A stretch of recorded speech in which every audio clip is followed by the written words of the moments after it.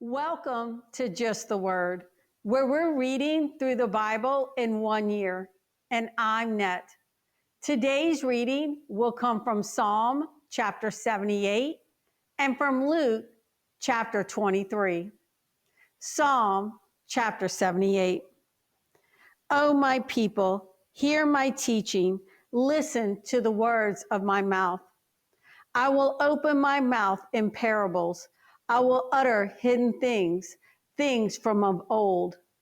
What we have heard and known, what our fathers have told us. We will not hide them from their children. We will tell the next generation the praiseworthy deeds of the Lord, his power, and the wonders he has done. He decreed statutes for Jacob and established the law in Israel, which he commanded our forefathers to teach their children, so the next generation would know them, even the children yet to be born, and they in turn would tell their children. Then they would put their trust in God and would not forget his deeds, but would keep his commands. They would not be like their forefathers, a stubborn and rebellious generation whose hearts were not loyal to God, whose spirits were not faithful to him.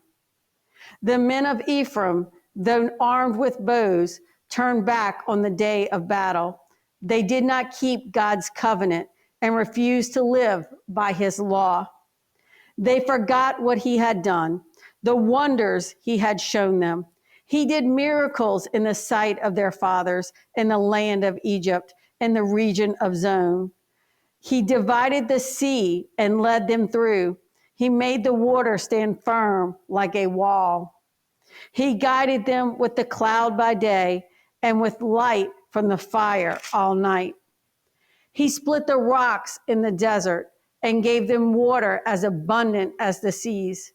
He brought streams out of a rocky crag and made water flow down like rivers. But they continued to sin against him, rebelling in the desert against the Most High. They willfully put God to the test by demanding the food they craved. They spoke against God, saying, "Can God spread a table in the desert?" When he struck the rock, water gushed out and streams flowed abundantly. But can he also give us food? Can he supply meat for his people? When the Lord heard them, he was very angry. His fire broke out against Jacob, and his wrath rose against Israel, for they did not believe in God or trust in his deliverance. Yet he gave a command to the skies above and opened the doors of the heavens. He rained down manna for the people to eat. He gave them the grain of heaven. Men ate the bread of angels. He sent them all the food they could eat. He let loose the east wind from the heavens and led forth the south wind by his power. He rained meat down on them like dust, flying birds like sand on the seashore. He made them come down inside their camp, all around their tents. They ate till they had more than enough, for he had given them what they craved. But before they turned from the food they craved, even while it was still in their mouths, God's anger rose against them. He put to death the sturdiest among them, cutting down the young men of Israel. In spite of all this, they kept on sinning. In spite of his wonders, they did not believe. So he ended their days in futility and their years in terror. Whenever God slew them, they would seek him. They eagerly turned to him again. They remembered that God was their rock, that God Most High was their Redeemer. But then they would flatter him with their mouths, lying to him with their tongues. Their hearts were not loyal to him. They were not faithful to his covenant. Yet he was merciful. He forgave their iniquities and did not destroy them. Time after time, he restrained his anger and did not stir up his full wrath. He remembered that they were but flesh, a passing breeze that does not return.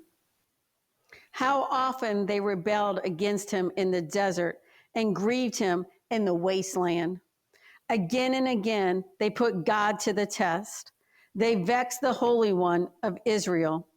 They did not remember his power, the day he redeemed them from the oppressor, the day he displayed his miraculous signs in Egypt, his wonders in the region of Zon. He turned their rivers to blood. They could not drink from their streams. He sent swarms of flies that devoured them and frogs that devastated them. He gave their crops to the grasshopper, their produce to the locusts. He destroyed their vines with hail and their sycamore figs with sleet. He gave over their cattle to the hail, their livestock to bolts of lightning. He unleashed against them his hot anger, his wrath, indignation, and hostility, a band of destroying angels. He prepared a path for his anger. He did not spare them from death, but gave them over to the plague. He struck down all the firstborn of Egypt, the first fruits of manhood in the tents of Ham. But he brought his people out like a flock. He led them like sheep through the desert. He guided them safely so they were unafraid, but the sea engulfed their enemies. Thus he brought them to the border of his holy land, to the hill country his right hand had taken. He drove out nations before them and allotted their lands to them as an inheritance. He settled the tribes of Israel in their homes. But they put God to the test and rebelled against the Most High. They did not keep his statutes. Like their fathers, they were disloyal and faithless, as unreliable as a faulty bow. They angered him with their high places. They aroused his jealousy with their idols. When God heard them, he was very angry. He rejected Israel completely. He abandoned the tabernacle of Shiloh, the tent he had set up among men. He sent the ark of his might into captivity, his splendor into the hands of the enemy. He gave his people over to the sword. He was very angry with his inheritance. Fire consumed their young men, and their maidens had no wedding songs. Their priests were put to the sword, and their widows could not weep. Then the Lord awoke as from sleep, as a man wakes from the stupor of wine. He beat back his enemies. He put them to everlasting shame. Then he rejected the tents of Joseph. He did not choose the tribe of Ephraim, but he chose the tribe of Judah, Mount Zion, which he loved. He built his sanctuary like the heights, like the earth that he established forever.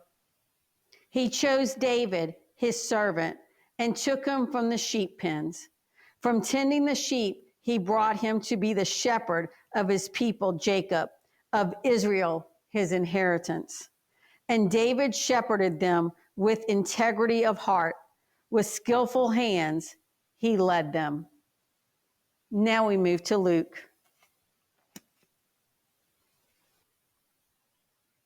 Luke chapter 23. Then the whole assembly rose and led him off to Pilate. And they began to accuse him, saying, "We have found this man subverting our nation. He opposes payment of taxes to Caesar and claims to be Christ, a king." So Pilate asked Jesus, "Are you the king of the Jews?" "Yes, it is as you say," Jesus replied. Then Pilate announced to the chief priest and the crowd, "I find no basis for a charge against this man." But they insisted, "He stirs up the people all over Judea by his teaching. He started in Galilee and has come all the way here." On hearing this, Pilate asked if the man was a Galilean. When he learned that Jesus was under Herod's jurisdiction, he sent him to Herod, who was also in Jerusalem at that time. When Herod saw Jesus, he was greatly pleased because for a long time he had been wanting to see him. From what he had heard about him, he hoped to see him perform some miracle. He plied him with many questions, but Jesus gave him no answer. The chief priests and the teachers of the law were standing there, vehemently accusing him. Then Herod and his soldiers ridiculed and mocked him. Dressing him in an elegant robe, they sent him back to Pilate. That day, Herod and Pilate became friends. Before this, they had been enemies. Pilate called together the chief priests, the rulers, and the people, and said to them, "You brought me this man as one who was inciting the people to rebellion. I have examined him in your presence and have found no basis for your charges against him. Neither has Herod, for he sent him back to us. As you can see, he has done nothing to deserve death. Therefore, I will punish him and then release him." With one voice, they cried out, "Away this man! Release Barabbas to us." Barabbas had been thrown into prison for an insurrection in the city and for murder. Wanting to release Jesus, Pilate appealed to them again, but they kept shouting, "Crucify him! Crucify him!" For the third time, he spoke to them. "Why? What crime has this man committed?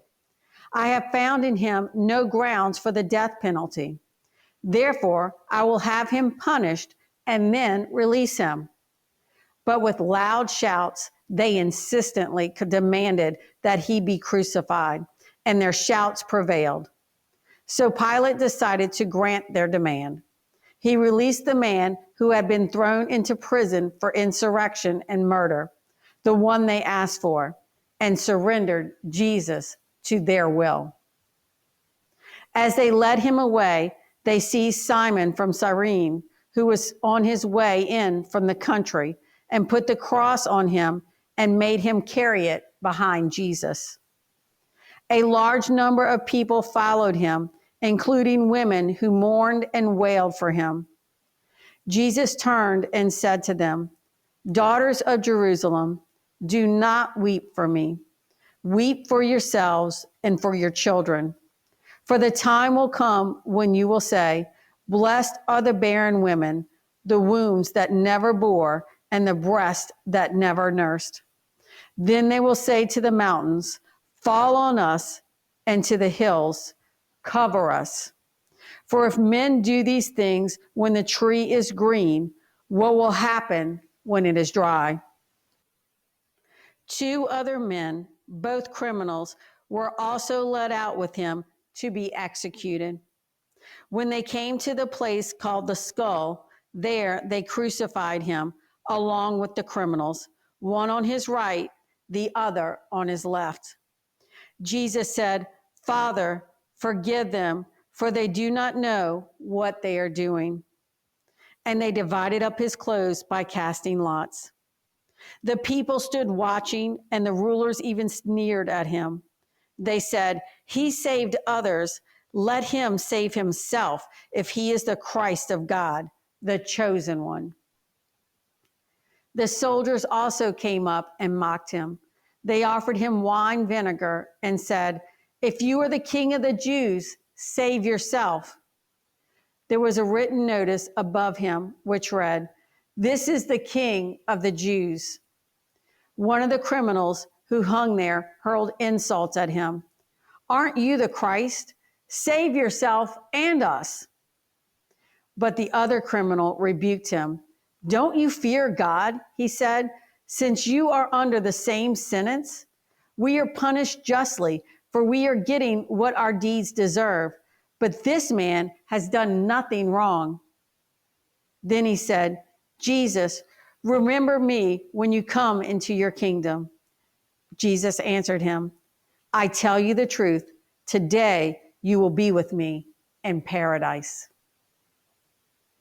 It was now about the 6th hour, and darkness came over the whole land until the 9th hour, for the sun stopped shining. And the curtain of the temple was torn in two. Jesus called out with a loud voice, "Father, into your hands I commit my spirit." When he had said this, he breathed his last. The centurion, seeing what had happened, praised God and said, "Surely this was a righteous man." When all the people who had gathered to witness this sight saw what took place, they beat their breast and went away. But all those who knew him, including the women who had followed him from Galilee, stood at a distance watching these things. Now there was a man named Joseph, a member of the council, a good and upright man, who had not consented to their decision and action. He came from the Judean town of Arimathea, and he was waiting for the kingdom of God. Going to Pilate, he asked for Jesus' body. Then he took it down, wrapped it in linen cloth, and placed it in a tomb cut in the rock, one on which no one had yet been laid. It was preparation day, and the Sabbath was about to begin. Then the women who had come with Jesus from Galilee followed Joseph and saw the tomb and how his body was laid in it. Then they went home and prepared spices and perfumes.